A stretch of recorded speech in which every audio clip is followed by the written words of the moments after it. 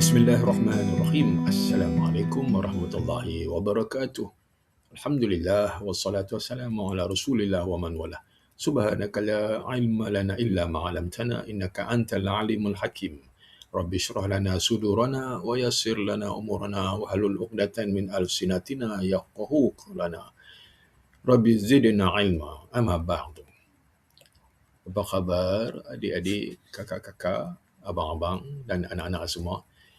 Alhamdulillah kita bertemu sekali lagi dalam siri soal jawab remeh-temeh tentang muamalat, tetapi kita malu hendak bertanya. Untuk episod kali ini kita akan lihat persoalan berkenaan dengan al-murabahah. Baik, soalan ke-73. Kalau ke kedai, kita akan tawar-menawar terlebih dahulu sebelum bersetuju membeli. Macam mana? Jawapan. Sistem yang ada sekarang memang tidak menjadi masalah. Tawar-menawar memang dibenarkan dalam Islam. Penjual pun ketika menawarkan barangan dengan harga tertentu sudah meletakkan keuntungan yang boleh diperolehi. Kalau tidak ada tawar-menawar dan terus dibeli, keuntungan besar. Kalau ada tawar-menawar, dia akan mengurangkan sedikit harga tetapi masih lagi untung. Dalam istilah fiqh, sistem ini dikenali sebagai al-musawamah. Soalan ke-74. Ada penjual yang betul lurus. Dia memberitahu harga kos dan kadar keuntungan yang dia ambil. Jawapan. Kalau betullah itu harga kos dan dia menjual dengan kadar keuntungan tertentu, maka dia adalah peniaga yang jujur. Susah sebenarnya hendak dicari peniaga yang begini.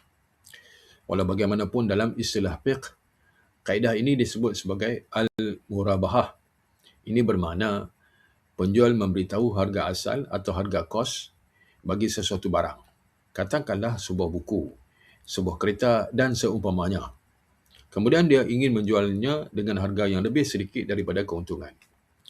Tetapi masalahnya kalau diberitahu harga kos, biasanya pembeli akan terus tawar-menawar hingga harganya menjadi murah sangat.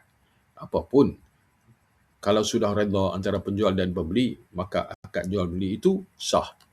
Soalan ke-75. Ketika berniaga, ada pembeli ingin membeli dan memberi kadar keuntungan 18% daripada harga modal. Jawapan. Ini sebenarnya antara teknik dalam kontrak al-murabahah. Biasanya penjual akan membuat tawaran. Katanya bahawa dia membeli barang itu dengan harga RM50 dan menjualnya dengan mengambil untung RM10. Kalau pembeli setuju, kontrak boleh diteruskan. Namun ada masanya pembeli pula membuat tawaran untuk membeli daripada penjual dengan harga kos dan keuntungannya. Kedua-dua kaedah ini adalah harus dalam fiqh Islam. Soalan ke-76. Rasanya bank yang Islamik menggunakan kaedah ini? Jawapan. Bagi sesetengah barang, memang bank yang Islamik menggunakan kaedah ini. Dengan al-murabahah, maka bebaslah daripada belenggu riba. Contohnya, kita hendak membeli kereta Proton yang harganya RM45,000 sahaja. Kalau ada cash, senang cerita boleh beli sendiri. Kalau tidak ada cash, terpaksalah meminta bank menolong. Berdasarkan al-murabahah, bank akan membeli dahulu kereta yang kita idamkan. Maknanya kereta itu milik bank. Kemudian, bank akan menjualnya kepada kita dengan harga baru, contohnya RM52,000. Di situ bank sudah untung RM7,000.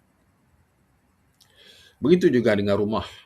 Bank membeli terlebih dahulu dan kemudiannya menjual kepada kita dengan harga baru. Dalam istilah fiqhnya, ia disebut sebagai bai' al-murabahah lil amir bisyirra. Ini jual secara murabahah bagi orang yang menyuruh pembelian. Soalan ke-77. Sama saja dengan sistem faedah bank. Ingatkan kalau bank yang Islamik boleh dapat murah. Jawapan.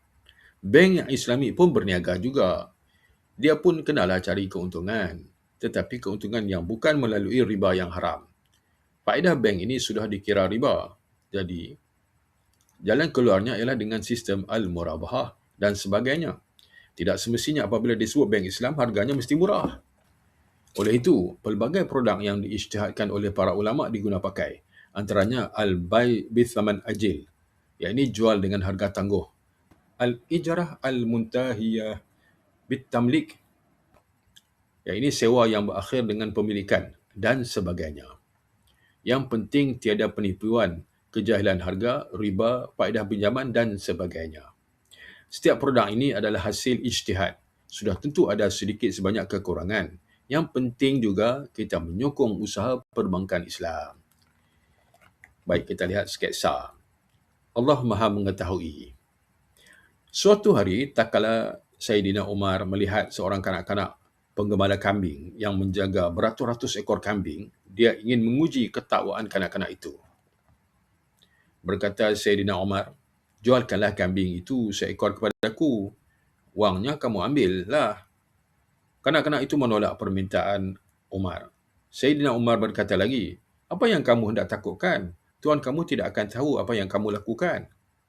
Kanak-kanak itu bingkas berkata, kalau tuan, aku tidak tahu, tetapi Allah tahu. Terkejut Saidina Umar akan ketakwaan kanak-kanak itu. Wa subhanallahu ta'ala alam. Begitulah persoalan-persoalan berkenaan dengan al-murabahah. Semoga ada manfaat bagi kita semua. Apa yang baik itu daripada Allah Subhanahu Wa Taala dan yang tidak baik itu daripada kelemahan dan kedaifan diri saya sendiri. Untuk episod yang akan datang, insya-Allah kita akan lihat persoalan-persoalan berkenaan dengan jual beli yang haram.